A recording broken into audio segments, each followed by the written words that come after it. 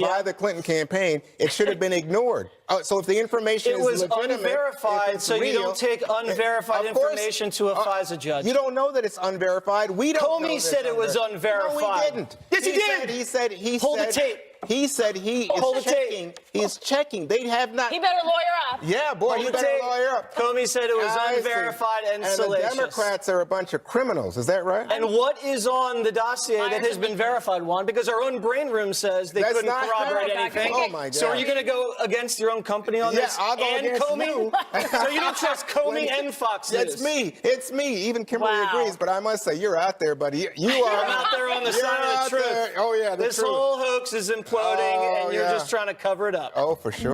He's helping. Right. Dana, I just think you point to anything that I said that was wrong. Fox Friends and the Kilmeade Radio Show. Good to have you here. There's a giant Donald Trump looming over your shoulder. And you're pretending like it doesn't matter. Coming from Fox. That's rich. Yeah. So here we go. Are you ready?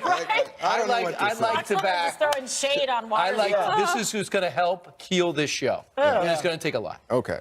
I like to back the New York Times effort to release the transcripts of the petitions put in front of the FISA court, and we'll know once and for all, for the first time since this court was created in 1978, what really went on in order to win over that judge. And I had to refresh my memory on this because it's always around terror cases up until President Trump was elected. And as you know, Kimberly, the judge sits there by himself. There's no counter-argument or defense attorney. They just go, FBI says, could you take a look at this? I'd like a warrant. And there's no pushback. It's a little more difficult than that. But it should be blatant. I like a warrant. And they said, okay, well, we'll take a look at this. And you know what? Judging by everything I see here, out of 35,000 times, I'm only going to reject 12. This won't be one of the 12. So it's rubber stamped and it's put forward. So there's two things that's going to be very interesting to find out in this 10-page memo. Number one, they say they're going to put in context Andrew McCabe's statement when he came out and said we would not have gotten this FISA warrant without the dossier. They said it's taken out of context, but the quote's accurate. So I can't wait to see how they put that in context. I guess it was through laughter or something. I'm not sure. The second thing is the footnote at the bottom of the page that said it was a political organization that paid for the dossier, where it didn't say Hillary for America or Democratic National Committee or anything. We know that would have been a blatant way to say who paid for the dossier that might have changed the judge's mind. Do we know that the judges didn't ask who it was? We don't know because we don't have the transcripts, the manuscript, but we do know that they said it was That's why we need political. to see it. If I'm a judge, the follow-up question would be, by the way, well, what's the name of this organization that gave you this dossier? What does it matter? It's very similar. Juan, if you're coming at me and I'm saying, why is this guy mad at me? Well, it turns out my enemy is screaming, telling you bad things about me before I got here. That means you're dispossessed to hate me. So these people were paid. The dossier had a political motive to what they call facts. The political motive is get Hillary elected. The person that got it said, I will do whatever I can to make sure Donald Trump is not elected. There's nothing I said that was inaccurate there. So let's see the argument. Let's see the transcripts. Well, the first thing I would say to you is, one, there were FISA requests on Carter Page way before Donald Trump. 2013 for one incident. No, he was a professor at NYU. Hang on, slow down. And then subsequently there were requests. And again, they had to be approved, especially in the last case, as we know, by Rod Rosenstein, who is a Trump. I'll accept your argument. Then why do you need the dossier? What? Why do you need the dossier? Because guess what? All 5 times you need the dossier. What? All 5 times you needed this dossier. Not 5 times. The dossier doesn't exist until late 2016. No, to get the petition forward. But you need to turn around and say this is... in order to get it approved for another time, you have to prove that there is still a need to be following somebody. So they had to provide additional evidence to that. And I'm not necessarily, for one, thinking that we need to open up all... This is just, to me, a real slippery slope to open up all of law enforcement to crowdsourcing by people like us.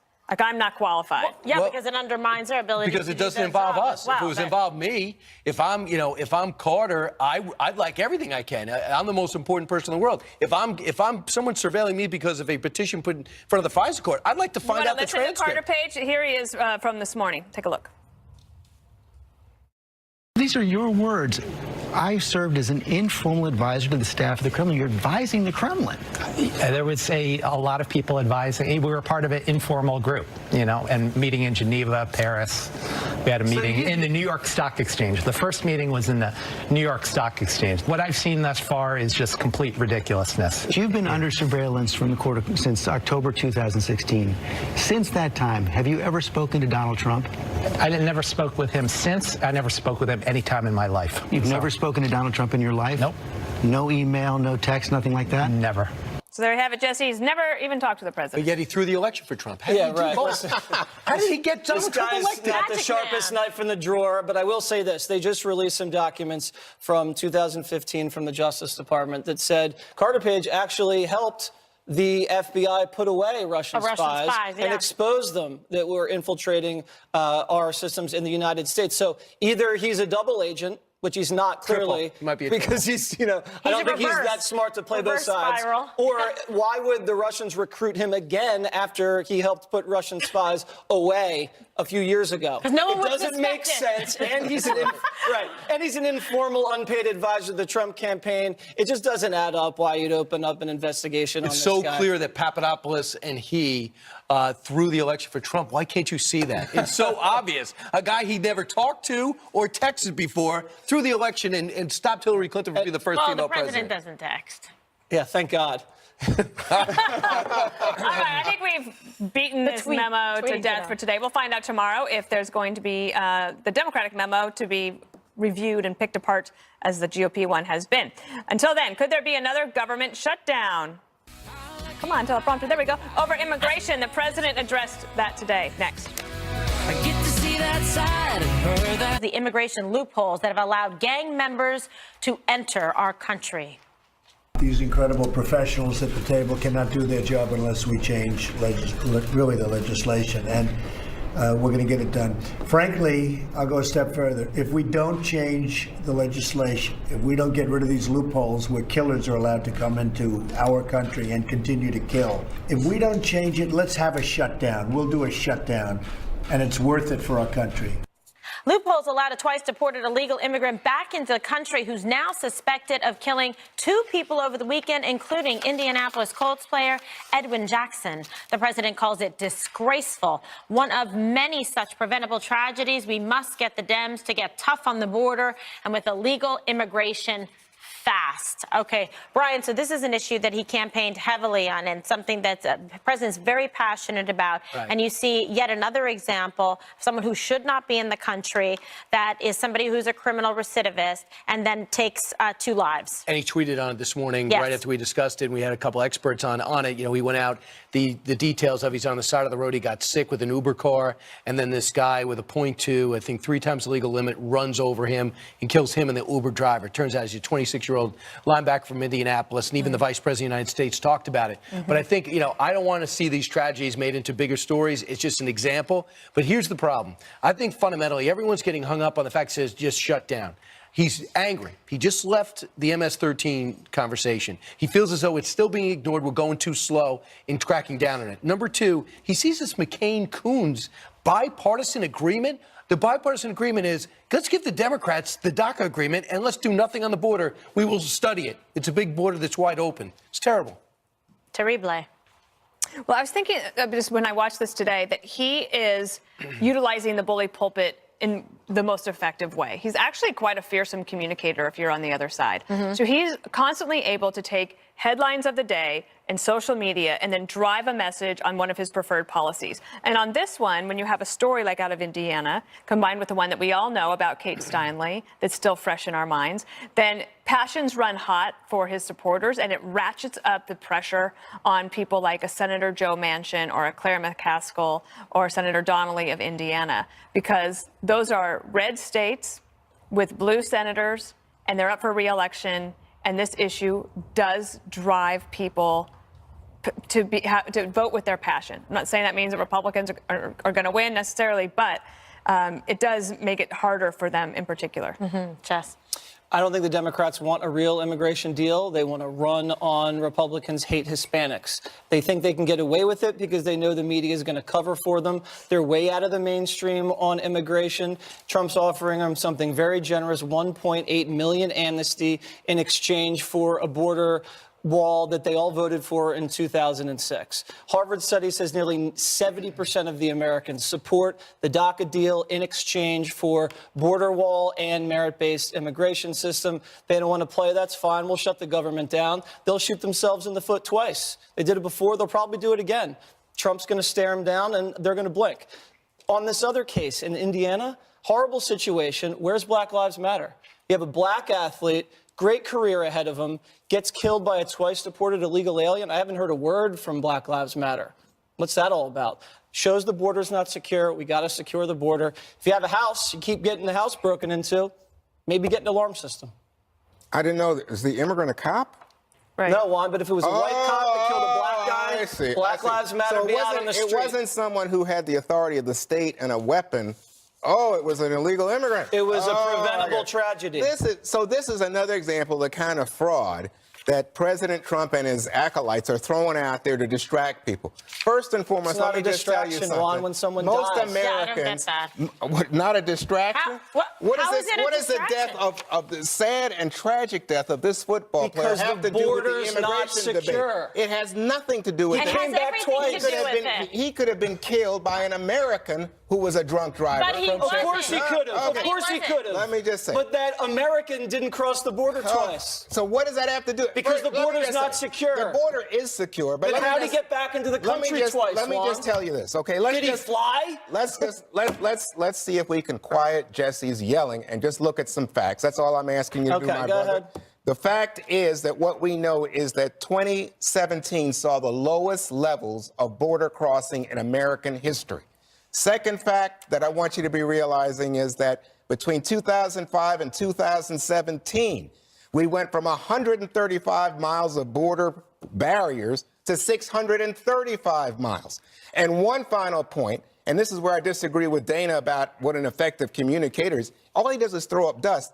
It's like 65% of Americans oppose building this wall, see it as superfluous, redundant, a waste of money at a time when we have huge deficits. Well, I don't know where that last number came from. Yeah, it's but, ABC well, I would News. say number one, I think border security is of extreme importance in America. Number Yes. two, after being on the border and talking to our new Homeland Security Secretary, she says those numbers when he first took over went down because they thought the crackdown was coming. When it didn't come, they started picking up again. Yep. And it's something that President Trump doesn't like to talk about because he wanted to think the law and order president's the new sheriff in town. But they, on the other side, are smart. They're looking at legislation. What are we actually doing? So there's an urgency here. To me, this is so easy a deal. It could be the first time in 20 years we got legitimate improvement on the So true. border and immigration in general.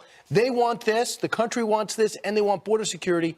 Work it out. And you can't say he's just winging it. He actually gave a plan. He said, here's my 4 things I want.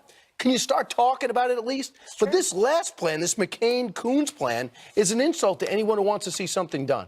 I don't think so. I think what you have is an opportunity here for people to finally work together. Let's get an immigration reform package passed. Study the border is an answer?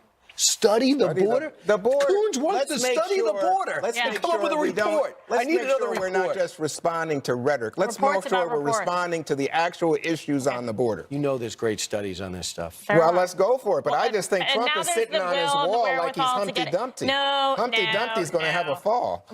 I don't think so, Juan. I think so.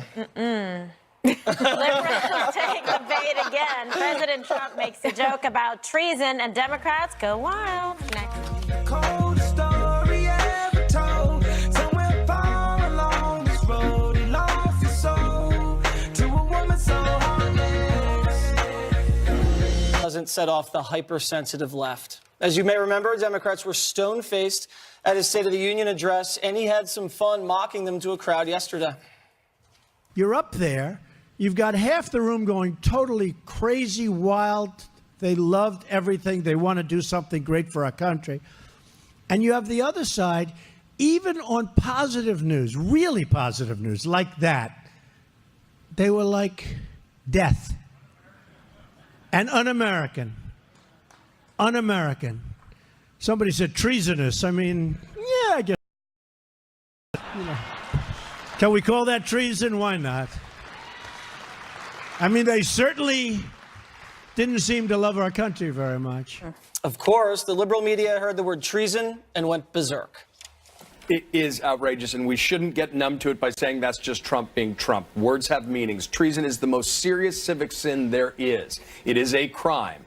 And to say all of a sudden that Democrats, the political opposition, is treasonous for the crime of not applauding you during a State of the Union is just nuts. This incredible insecurity, I just don't think is good for the office. In every State of the Union address, half of the Congress spends most of their time applauding, and the other half spends most of their time refusing to applaud. And no president in history has ever been so ignorant or reckless or demented as to call that treasonous. Guys, settle down. The White House points out the obvious. It was a joke.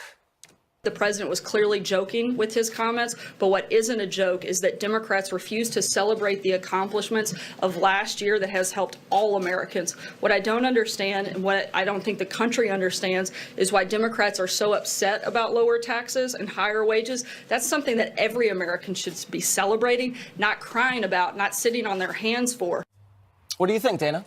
Well, I think some jokes fall flat, and the treason one probably is one of those I would make. Maybe I wouldn't have said it. I like it when he does things Doesn't like qualify Dana's corny. like joke. when he says, "They didn't stand for me. They look so grumpy, but that's okay. Like maybe they'll come around." Like I like it when he does something like that because it looks like he is actually trying to advance the ball. Who cares that they didn't stand up? Republicans didn't stand up for Obama. I actually think that for the media, though, in covering it incessantly, it just kind of makes this point that it's ridiculous. You know, there are so many big issues. Like one of them I couldn't even get to today on the 2 o'clock show. You know, Syria's Assad has been using chlorine gas against his own people. And we have a big decision to make in this country. Like, what are we going to? Are we going to stand for that? No. And there's so many issues. There's so many issues here in the country, et cetera, that wasted a lot of time this morning talking about that. Okay, so Dana did not like the joke and wouldn't have said it. Brian definitely would have made that joke, I know. He cares more about the audience in front of him, like almost like stand-up comedians opposed to movie actors. He doesn't care what the audience at the box office is. He cares about the crew. He cares about the audience, like the audience behind you. So he's just looking to get the most out of them. We've seen his live events before. He exaggerates. It's part of putting on an outstanding show, which gets him big ratings and big crowds. That's why it's not just a political rally to see him. You never know what he's going to say. But I was able to see other politicians that we know who have said things very similar, like Joe Biden says of Mitt Romney and Paul Ryan.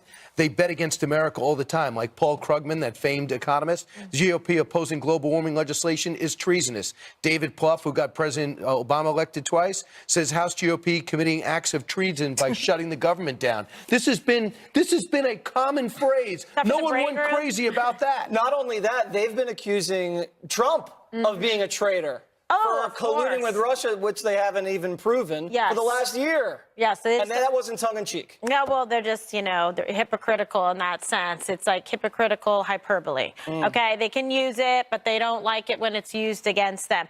Obviously, the president was making a joke, sort of like tongue-in-cheek. And guess what else? The president is used to people applauding and liking what he has to say because he did all those rallies and he worked so hard during the campaign. Remember he was telling him to get up during the State of the Union. That was funny. Now, that was funny. It's real. Yeah, you know, but that's what he's used to. He's used to getting the big response and like winning in the room and everybody loving. He's like, this State of the Union thing. I mean, half this audience. He might not is do done. it next year.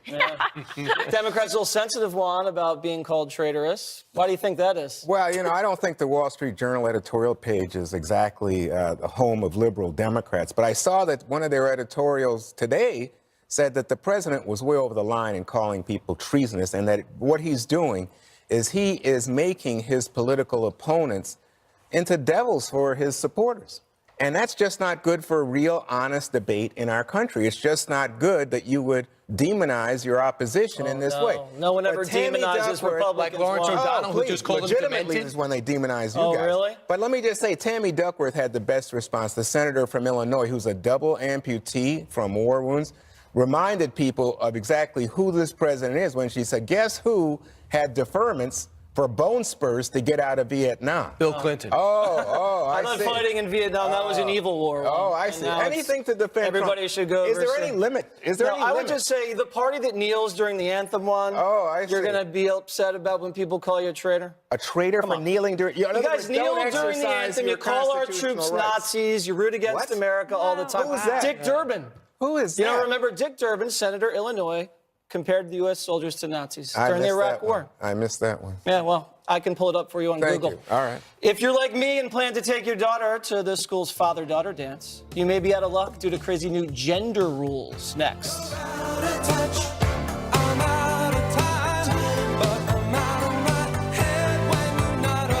Crazy? I'm a dad, and this one's hard for me to wrap my head around. An elementary school in New York has canceled its annual father-daughter dance over new gender guidelines issued by the state of New York. One official claims that excluding any gender can be, quote, uncomfortable and triggering for some people. Oh, jeez. The school's facing a backlash for the decision. So. What do you say, Jesse? Well, I have a father-daughter dance this Friday. The only thing that's going to be uncomfortable are going to be my dance moves. I think it's going to be fine. No one's going to have a problem with it. You don't ruin a dance for 200 people because one person with two moms might be upset. It's the tyranny of the minority. It's what happens when radicals are in charge. De Blasio's now anti-cop, anti-family. He's pro-illegal and pro-homeless, but he gets elected in New York. It doesn't make sense to me. If you take this to the extreme, I mean, what's going to happen when you play with these gender roles? You're going to have boys playing on the field hockey team. Everyone's showering together. It's total chaos. Everyone's just, this is what happens when Men do play field hockey in Europe. They do? Yeah. Okay, well, that's not America. Look what happened to Europe. The continent's a mess. Right, absolutely. You hear Brexit. this? It's like so nuts. Well, the only thing I would change about this, wait, actually, we have to speak. Hold on. Juan, is it okay? Go, baby. All right. The only thing I would change about this, I have two daughters. I've been to all the father-daughter dances, and it's great. I do feel bad for kids who don't have, or dad's not around, not married, passed away. Yep. It becomes awkward. You Overseas?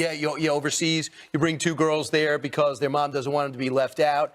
I do find that. I do sometimes think it could be parent-daughter dance, but not to be gender wary, just to be somewhat have exception. But I notice in this Staten Island school, they do have mother-son bowling night, so that's allowed. Right. The father-daughter is the problem. Well, so according to this, what it says here is that transgender and gender nonconforming student guidelines really want that there be some clear purpose to the gender definition. So, for example, what you're talking about, they say if the daughter has a best friend or a best guy in her life, it doesn't have to be a dad, and the dad's absent or whatever, that person can join in. What do you think, Dana? Well, I think that's great. Remember we did that story about the mentoring event in Dallas where they were worried that there weren't enough dads, and then they ended up with 500 extra men from the community who wanted to pitch in. So I think that you could get around this if you wanted to. I think that, yes, I agree with Jesse. It's getting a little over the top. I asked, though, Kimberly, have you ever been to a mother-son dance with Ronan? Because Mother-son bowling? You'd be a hit. You'd be a hit. Can I cut in? I would. Everyone be themselves. Just let it all hang out. I have not been to one, although Ronan has a school dance this weekend. Anyway, who knows? Are you going? Little Justin Bieber. No.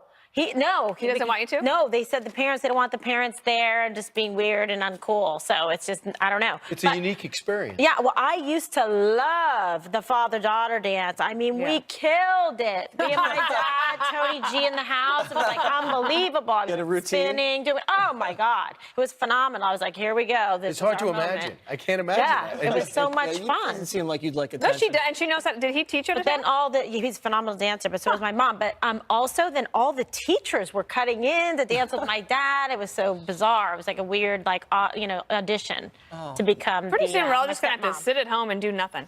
Well, I don't Right. think that. Exactly. Cancel everything. I don't think that, but I do think that they have gone overboard here. I mean, clearly this is about bonding and affirmation for young women and knowing that dad cares and dad was going to go out with you. Yeah. This is not about Stacy's mom, Jesse. Oh, Right. Thanks for clearing that up. But I mean, the thing So is, I don't can get you have it. any tradition? Can you at least say, I remember Kimberly had her memory?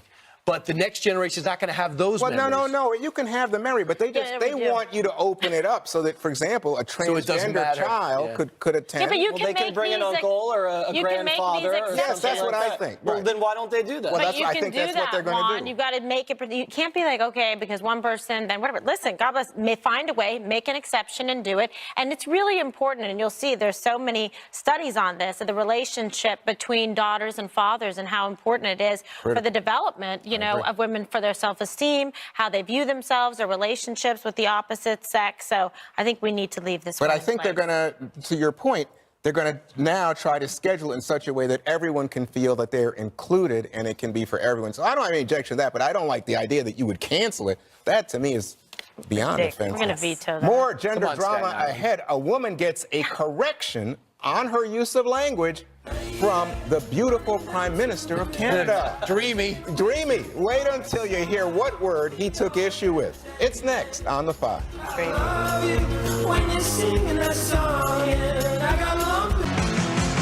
Everyone's watching to see what you do. All right, last week, Canada, which is right near us, made its national anthem gender neutral. Smartest show on TV. Thank you. Prime Minister Justin Trudeau, whose dad used to run that country, was on a mission to get his fellow countrymen, I mean country persons, on board with the PC lingo. I'm not kidding. Watch this.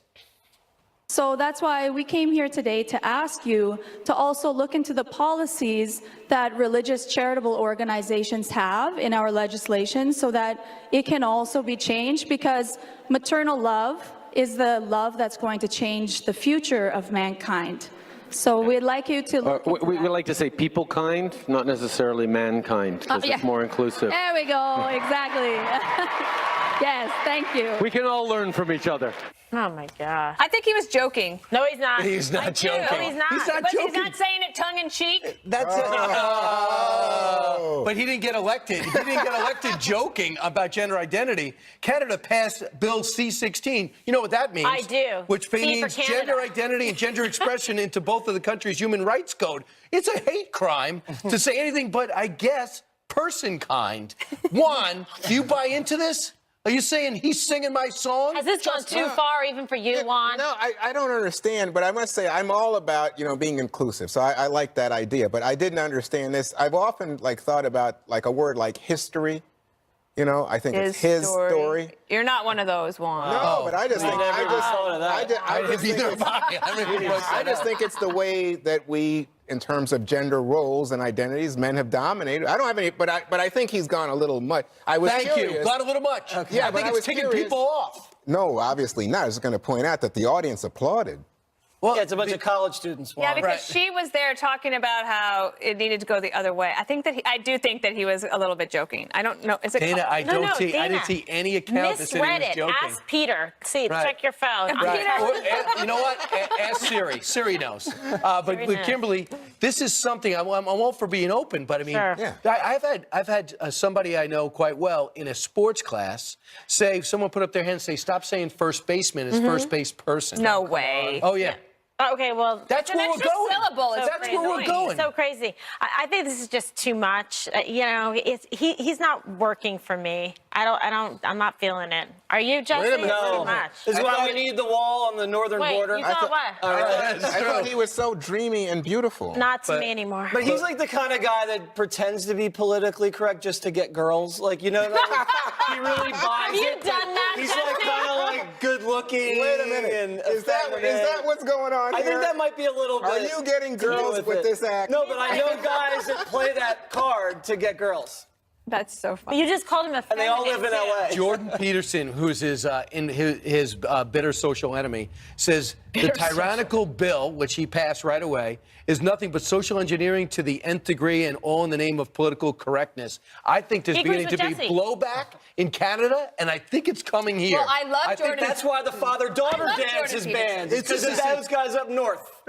Yeah, I love Jordan Peterson, and I think he makes a lot of good points. So maybe Justin Trudeau wasn't joking. See, Dana, Yeah, thank you. trust me on this one. Like a Seinfeld episode, full circle. But you know, when you're a Changed your mind. spokesman, you could be a spokesperson, but a spokesman, it never bothered me to be called a